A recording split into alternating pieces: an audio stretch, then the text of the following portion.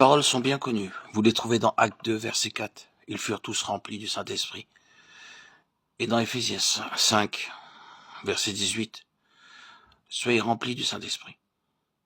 Le premier texte nous raconte ce qui est arrivé. L'autre texte est un ordre. Il nous dit ce que nous devrions être. Au cas où il y aurait quelques doutes dans nos esprits au sujet de l'actualité de cet ordre, nous le trouvons lié à un autre ordre. Ne vous enivrez pas de vin, c'est de la débauche. Soyez au contraire remplis de l'Esprit. Si je vous demandais, essayez-vous d'obéir à cet ordre? Ne vous enivrez pas de vin. Vous me répondriez aussitôt, naturellement, j'obéis à cet ordre, puisque je suis chrétien. Et maintenant je vous demande, avez-vous obéi à cet haut commandement? Soyez remplis de l'Esprit. Est-ce là la vie que vous vivez? Sinon la question se pose aussitôt, pourquoi? Et alors vient cette haute question. Avez-vous le désir d'obéir à ce commandement aujourd'hui même et de dire avec l'aide de Dieu, j'obéirai, je ne m'accorderai point de repos jusqu'à ce que j'y obéis à ce commandement, jusqu'à ce que je sois rempli de l'Esprit? Je vais vous dire tout d'abord que c'est ici une simple question d'obéissance à un ordre donné par le Saint-Esprit de Dieu dans sa parole. Nous ne désirons pas vous occuper ou vous intéresser avec ce que nous avons à dire au sujet de cette plénitude du Saint-Esprit, parce que cela pourrait vous conduire à des notions ou à des conceptions qui ne sont réellement d'aucune valeur en ce qui concerne la réalisation du but que nous poursuivons. Mais nous désirons commencer tout de suite en disant que Dieu a ce message pour chaque chrétien. Mon enfant, je veux que tu sois rempli de l'Esprit.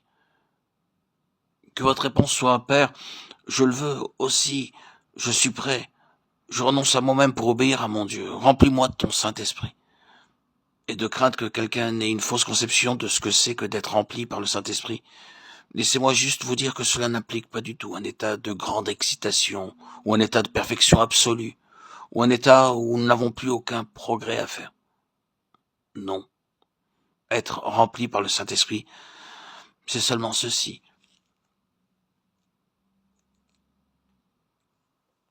Avoir abandonné tout mon être à sa puissance. Quand l'âme tout entière est livrée au Saint-Esprit, Dieu lui-même vient l'emplir. Maintenant, la question que je désire vous poser est celle-ci. Qu'est-ce qui est nécessaire pour être rempli de l'Esprit? Cette question est d'une importance primordiale. Et si nous cherchons à trouver les réponses qui doivent être faites à cette question, cela pourra nous aider à nous donner nous-mêmes. Nous demandons dans nos prières que Dieu nous sonde, et ces réponses aideront chacun de nous à examiner son cœur et sa vie, et à dire, suis-je dans la condition voulue pour que Dieu puisse me remplir du Saint-Esprit? Je pense que les réponses que nous trouverons à cette question pourront être de nature à nous encourager. Il y a peut-être des âmes qui pourront dire honnêtement, tandis que nous avançons pas à pas, Dieu merci, je suis prêt pour cela. Et peut-être pourront-elles voir qu'elles ont été exclues jusqu'ici de cette bénédiction. Par quelle ignorance ou quelque préjugé ou quelque manque de foi ou par une idée fausse au sujet de cette plénitude du Saint-Esprit. Je ne vois pas comment nous pouvons le mieux trouver la réponse à notre question, autrement qu'en considérant la façon dont Christ a préparé les disciples pour le jour de la Pentecôte. Vous savez ce qu'on fait dans les pays païens où le missionnaire prêche l'évangile? Les convertis viennent à lui et le missionnaire forme une classe de catéchisme.